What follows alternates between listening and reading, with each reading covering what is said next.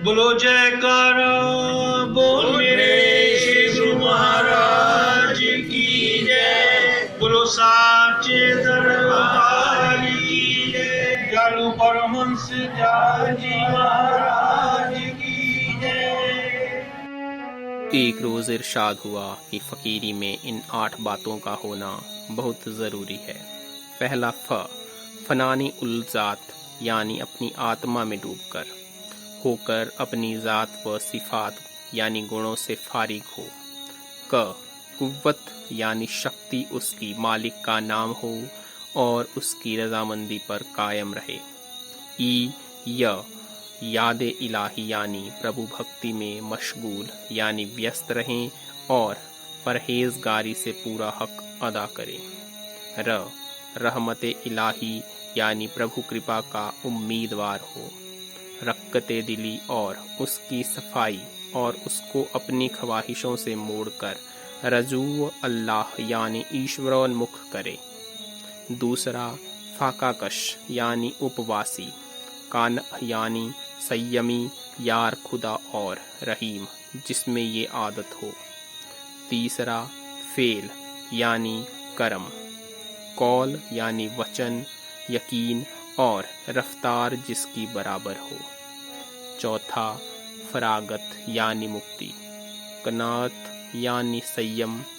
यगानगत यानी अपनत्व और रहमत यानी कृपा जिसकी। तब यानी स्वभाव। इन अखलाक यानी नैतिक गुणों से अरासता यानी सज्जित हो।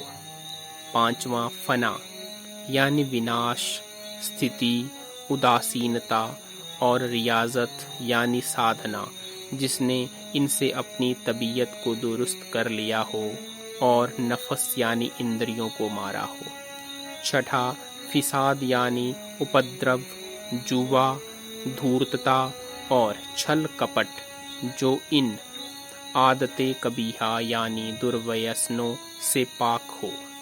सातवां फिजूली, किल्लत, यबूस्त और रउन्नत यानी घमंड इन ख्यालात से जो आज़ाद हो।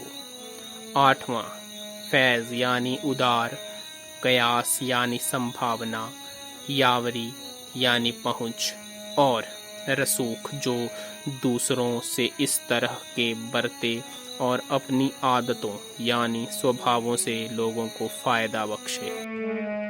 एक रोज़ जनाब राय साहब बैरिस्टर मथुरा दास जी ने किसी साहब से जिक्र कर दिया कि जो अजपा जाप भक्त अमीर चंद जी वगैरह बताते हैं वह हम भी बता सकते हैं। जब श्री महाराज के हुजूर में दर्शनों को आए तो हुजूर ने दरियाफ्त फरमाया कि जनाब राय साहब आपके पास जो मुआमिला मुकद्दमा आता है उसका अर्जी दावा कौन लिखता है? मिसल कौन मुर्तबियानी संकलित करता है? उन्होंने जवाब दिया, श्री महाराज मेरा मुंशी यह कुल काम करता है। फिर पूछा कि अगर मुंशी यह कहे कि कुल काम को तो मैं करता हूँ, फिर बैरिस्टर साहब को इस कद्र फीस मिलने और अदालत में जाने की कौन बड़ाई है? मैं ही जाकर अदालत में वकालत और मुकद्दमा की पैरवी क्यों न कर?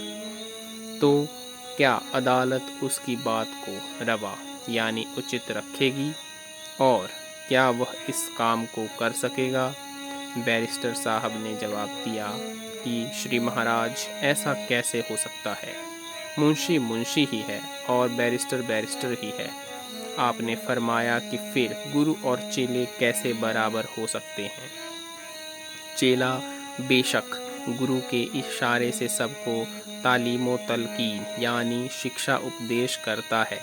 उसकी वजह यह है कि गुरु तन तनहा यानी एक अकेला किस किस को बतावें और सिखलावें, लेकिन ऐसा करने से गुरु और चेला बराबर नहीं हो सकते। तालीमो तलकीन यानी शिक्षा उपदेश सहज काम है, मगर अदालत की जवाबदेही टेढ़ी की है।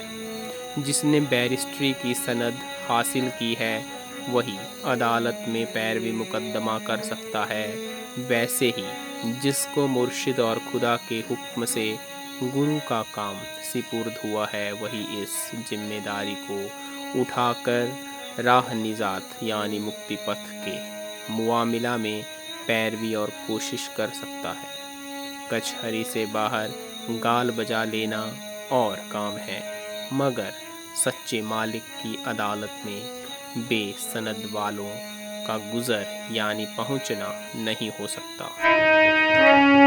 बोलो जयकारा बोल मेरे श्री परमहंस दयाल जी महाराज की जय। बोलो श्री गुरु महाराज की जय। बोलो सांचे दरबार की जय।